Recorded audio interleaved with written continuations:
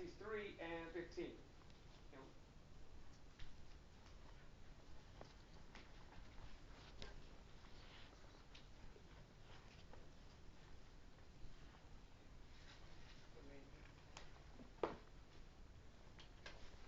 Ecclesiastes 3, verse 15. mhm.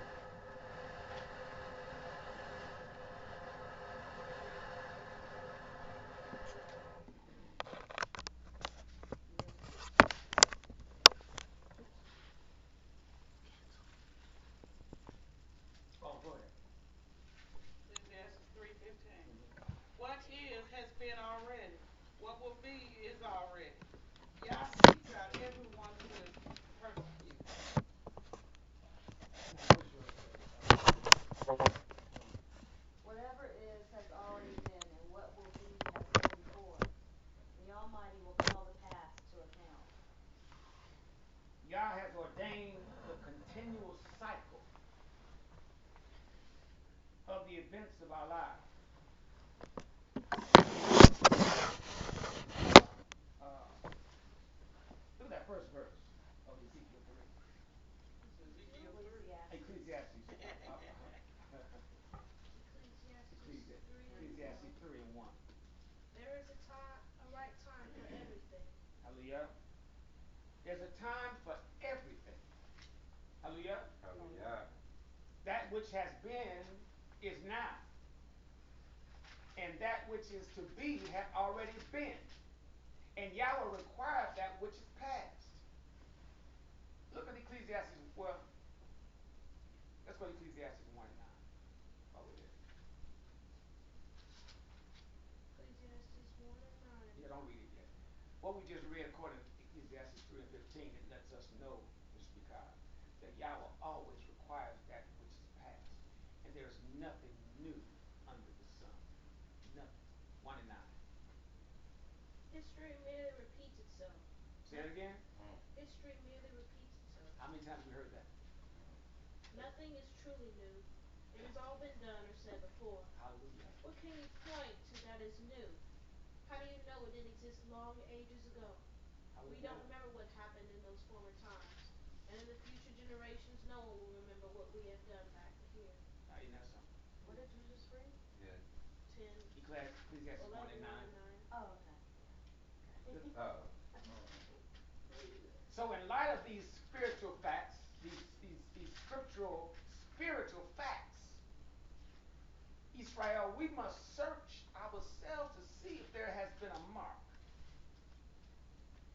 that Yahweh has put on any wicked person for disobedience. Surely, we already know that the Almighty requires that which is past, and there's nothing new under the sun. Y'all follow me? And we do find such a mark mentioned in Deuteronomy 24. Let's go there. 8 and 9. What mark do you think he put on? Anybody venture a guess in one word? Don't. Wait, What? what do you mean? On who? Cain? On Cain. I have an idea. What? What's it begin with? The letter what? Well, I'm saying. But, uh, I remember the only thing that I can think of is probably the mark. Yeah, that's what we're No, talking no, about. it's a mark. No, no, no, No, no. that's good. You on I trail. mean, You I on the right mean, trail. uh, I've only, I think it's funny, but I've only seen it on pirates. Like with, Oh, I see. what, Where are we? What? Deuteronomy what? 20, What? Excuse me. What's the verse? 8 and 9. 8 and 9. 24. But it's a mark I've seen That's what we chapter. that you get a mark. 24. Deuteronomy Deuteronomy. 24, Oh, Deuteronomy. 8, verse 8. Deuteronomy. Oh, okay. What? You see it I was too. a little close because it was a black mark, but this is white. Uh-huh. I was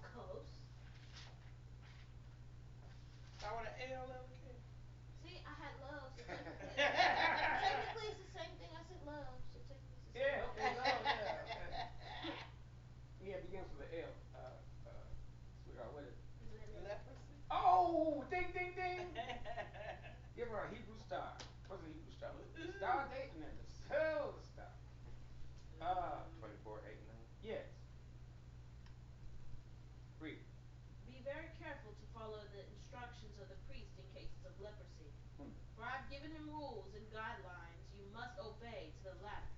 Verse 9. Remember what Yahweh your father did to Miriam as you were coming from Egypt. Mm. Oh, Aaron. Mm. But, okay, Mm. so how are you connecting that to the mark of Cain? You want to teach this? You're going to be patient and wait. Oh, okay, go ahead. Take heed in the plague of leprosy that thou observe diligently, and do according to all that the priest, the Levite, shall teach you as I commanded thee. So ye shall observe to do. Remember what Yahweh thy mighty one did unto Miriam. By the way, after that ye will come forth out of Mitzrayim.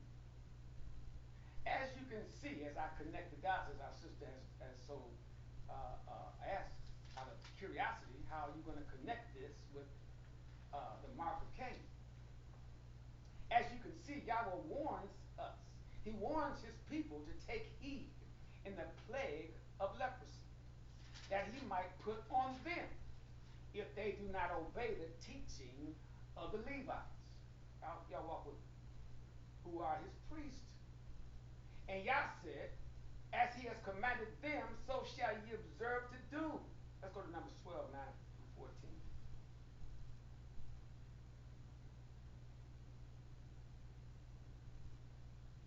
It's going to make sense to you, Shawan. When I prepare my class, this is the part I think about you because you're a genius and I don't want to be off. Hallelujah. And when y'all come to visit us, I will introduce you to Shawan, who is a genius. He knows all, sees all. I'm kidding. She's a very smart young lady. All of us are intelligent. Hallelujah. She's smart. Numbers 9 and 14. Numbers 12, 9 through 14. 12, 9 through 14.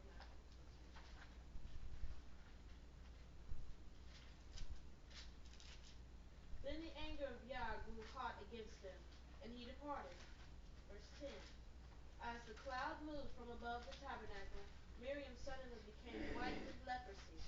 When Aaron saw what had happened, he cried out to Moshe, "O sir, do not punish us for this sin. We were fools to do such a thing. Fools. Don't let her be as one dead, whose body is half rotted away at birth." Hmm. And Moshe cried out to Yahweh, "Heal her, O Yah, I beg you." What verse you on? Verse 14 now. Okay. And Yah said to Moshe, "If her father had put spit in her face, she would be defiled 7 days. Mm-hmm. But she would be ashamed, defiled, 7 days. Let her be confined outside the camp for 7 days. And after that, she can come back again." My. Hallelujah. Hallelujah. So shall ye observe to do all of his commandments. Furthermore, Yah tells his people to remember what he did unto Miriam. To find out what the Creator did to Miriam, we have to read as she has read in Deuteronomy. Right? Did y'all get anything out of that? And the anger of Yahweh was kindled against him, and departed, and the cloud departed from off the tabernacle. And behold, Miriam became leprous, white as snow. And Aaron looked upon Miriam, and behold, she was leprous. And Aaron said unto Moshe, "Alas, my mighty one, I beseech thee, lay not the sin upon us, wherein we have done foolishly, and wherein we have sinned. Let her not be as one dead, of whom the flesh is half consumed, when he cometh out of his mother's womb." And Moshe cried unto Yahweh, saying, "Heal her now, Yahweh, I beseech thee." And what did Yahweh say to Moshe? "If your father had but spit in her face, should she not be ashamed 7 days? Let her be shut out from the camp 7 whole days. And after that, let her be received again." Let's take her back in. So according to verse 9 and 10, we find out that the Almighty Yahweh was angry at Miriam and Aaron. Verse 10 states that he put a mark on Miriam, and that mark was the plague of leprosy, in which her whole body became what? White. Because it was non-white before, okay? It became leprous. It became white as snow. And I think I understand why he turned her with leprosy instead of giving her anything else. Because of disobedience. They were criticizing Moshe because of his wife. There you go. Well, we can talk about that. She was another color. But let's stop and think for a moment. Let's utilize our own grown-up minds. Let's use our reasoning faculties for a moment. If the Almighty or his Melachim, that's another word for angel, or his chosen people were white, if they were already white, would he then curse a man or a woman and turn them the same color that he already is? Does that make sense? There were no white folk around at this time. No. Look at 11th verse. It states that once she became white, that Aaron, her brother, cried out to Moshe to not lay the sin upon us. So as you can see, Mr. Speaker, our forebears, our forefathers, the ancient so-called black original Hebrew Israelites, hallelujah, Hallelujah. considered white skin as a sin. While many of our people are beautiful, caramel colored people, our so-called renamed Negroes in America are trying to look white every day by bleaching their skin and dyeing their hair blonde and swearing it straight and wearing contact lenses to make their eyes look blue or green or hazel. Damn, baby, your eyes, you was blue-eyed, now you hazel-eyed. It's the sun. Our forefathers considered this act as an abomination, as it is today, and we love it so. Our sisters love it. You better not talk to a sister about covering her head today. I just paid $65 to get my hair done, nigga, please. Just to fit in, to be accepted, we wear our hair like that. We shave the hair off our faces, brother. Now, according to verse 12, Aaron cries out saying to let her not be as one who is dead, of whom the flesh is half consumed, when he cometh out of his mama's womb. This verse is letting us know that when a person was born white, now bear with me now. When a person was born white, with their flesh half consumed, when he cometh out of his mama's womb, that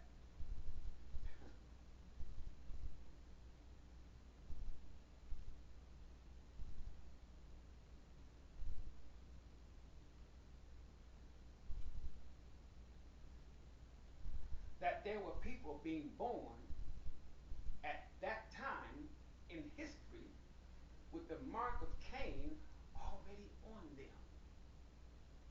Aaron was also cried out, let her not be as one dead. Why? Because when a person was born or turned white, check this out. When a person was born, we talked about this briefly, or turned white, they lost the gift of eternal life. Also, that's a wow right there. When a person was born or turned white, they lost the gift of eternal life. Why is that? Because it's only made for us, and we must teach it to them for them to acquire eternal life through Yahweh. Also, my father's children, let us never forget what happened to Gehazi, the servant of Elisha, the prophet. Gehazi was like many of the preachers today, the bishops and pastors and evangelist, I'm gonna say Ezekiel. He loved money and fancy clothes like the preachers today. And one day he lied. Let's go to 2 Kings, 5th chapter. One day he lied and accepted, we're going to have to read the whole chapter, and accepted money for doing the work of Yahweh. Check this out. Which being a servant of Yahweh, you should never do. Hallelujah. Hallelujah. 2 Kings, 5th chapter. Oh, man, what was it you just said? What did you just say? Okay. I'm going to start over from my last point.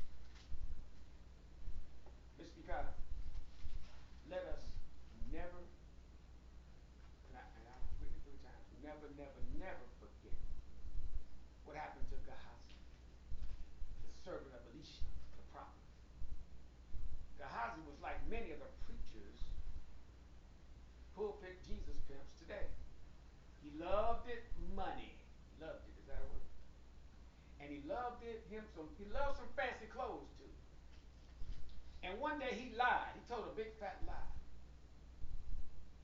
And he took claim